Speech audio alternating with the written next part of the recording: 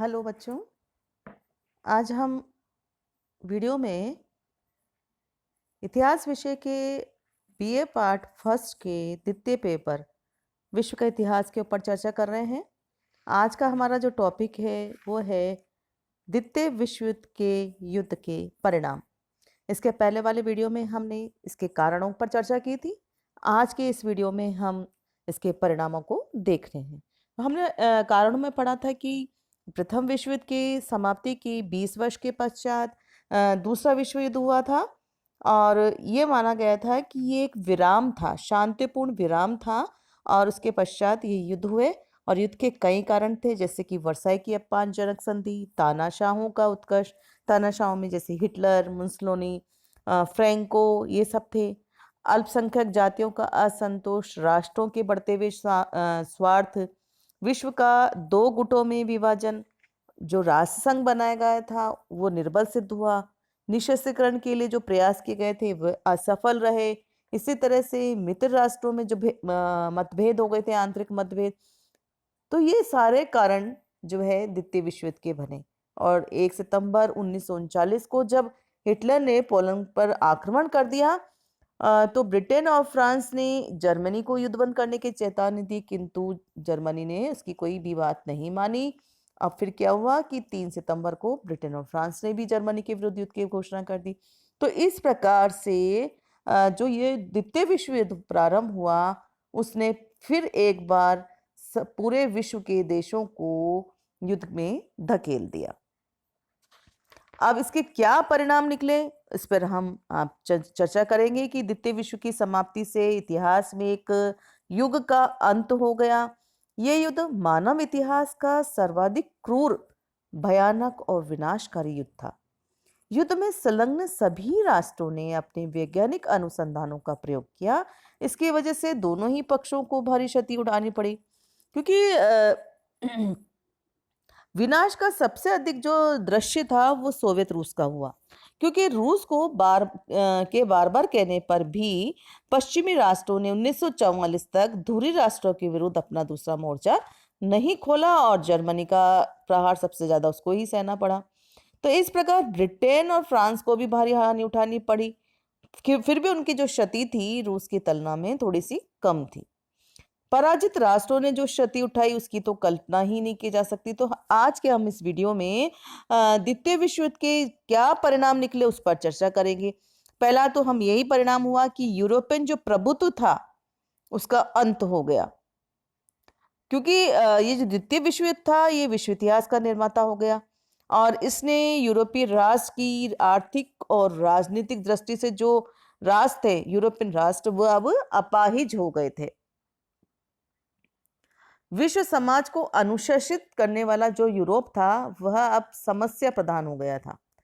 Germany, उसकी स्थिति खराब हो गई थी। इटली सर्वनाश के कगार पर था। ब्रिटेन, फ्रांस, ये सारी राष्ट्र बिल्कुल ऐसे हो गए थे जिनकी स्थिति बहुत अधिक दयनीय थी। अब विश्व में केवल दो महाशक्तियां रह गई, एक तो सोवियत रूस और दूसरी संयुक्त राज्य अमेरिका। तो युद्ध के बाद अब ये दोनों राष्ट्र उभर के सामने आए और विश्व के राष्ट्र तेजी से उनके क्षेत्रों में बंटने लगे। तो एक प्रकार से हम ये मान सकते हैं अब यूरोप का जो हाथ है, यूरोप किसके हाथों में चला गया? इन दो महाशक्तियों के हाथों में। राष्ट्रता का नवजागरण भी हुआ इसके परिणाम स्वरूप, क्योंकि युद्ध के पश्चात यूरोपीय देशों के साम्राज्यों में राष्ट्रीय भावना जो प्रज्वलित हुई, एशिया और अफ्रीका के राष्ट्रीय जागरण ने तो यूरोपीय राष्ट्रों के अवशिष्ट प्रभाव को ही समाप्त कर दिया।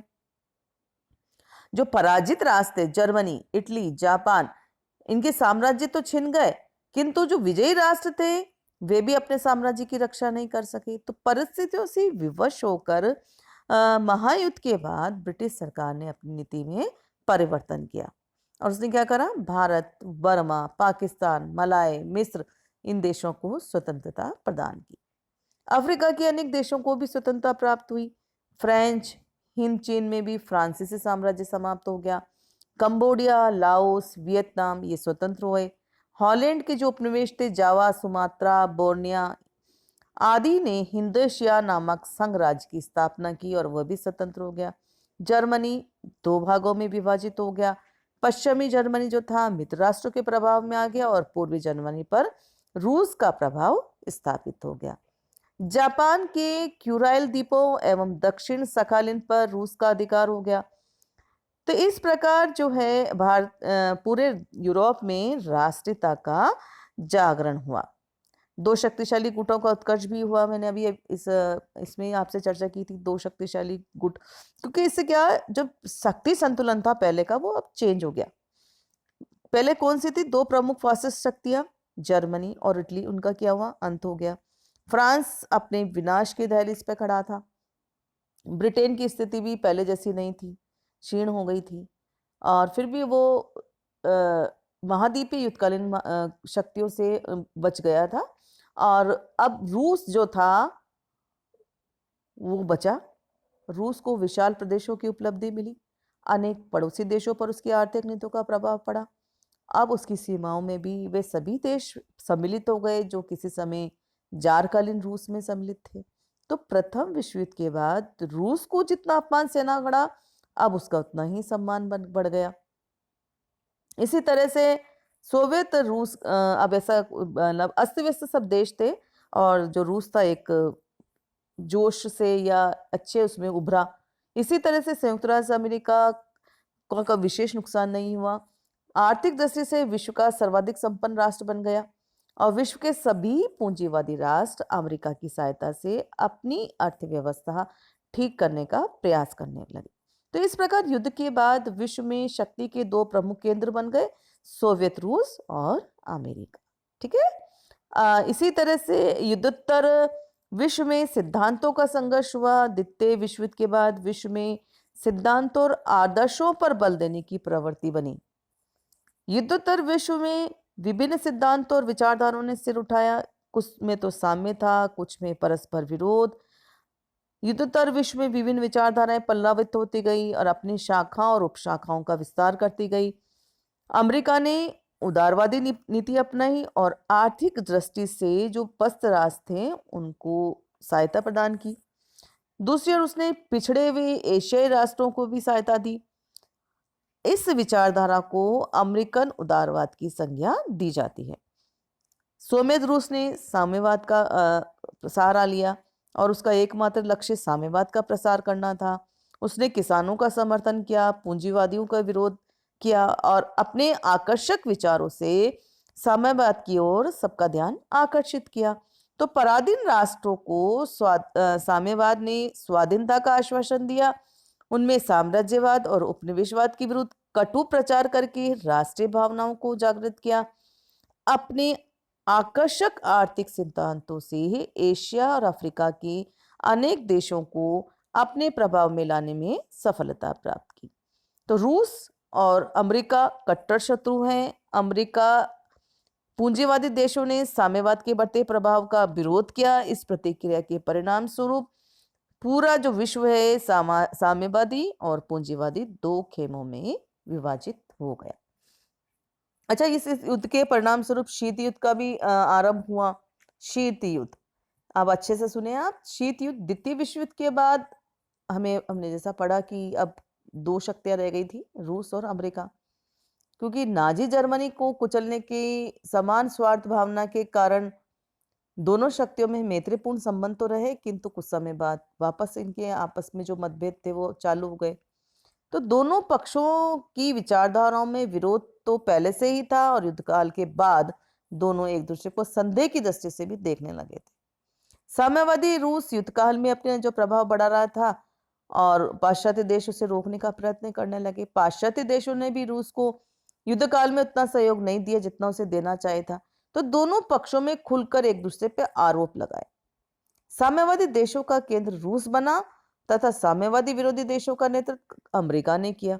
तो दोनों में एक प्रकार से वाक संघर्ष हो गया, वाक संघर्ष, और इसको क्या का नाम से जाना गया? शीत युद्ध के नाम से। तो इस प्रकार के संबंधों में क्या होता है कि विरोधी जो राष्ट्र है इनके बीच कूटनीतिक संबंध बने रहते हैं और प्रत्यक्ष संघर्ष नहीं होता, किंतु उनका जो पारस्परिक व्यवहार है वो शत्रुतापूर्ण होता है।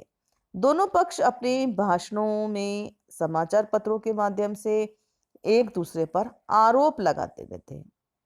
इसी तरह से प्रादेशिक संगठन भी हुआ इस युद्ध के परिणाम स्वरूप। युद्ध के बाद कोई संतोषजनक शांति समझौता नहीं हुआ।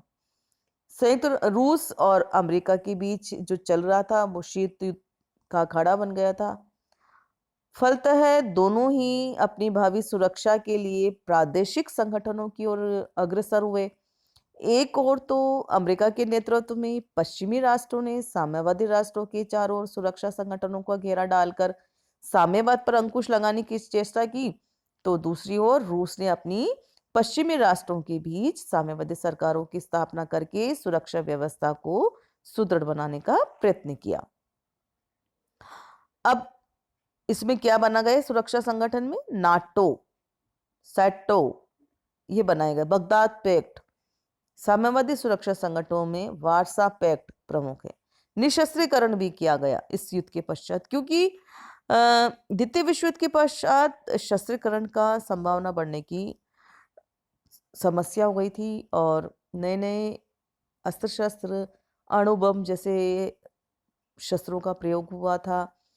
इसीलिए आगे विश्व में शांति बनाए रखना आवश्यक था, क्योंकि विनाशकारी अस्त्रों के आविष्कार के कारण अब तृतीय विश्व युद्ध यदि लड़ा गया तो विश्व राख का ढेर बन जाएगा।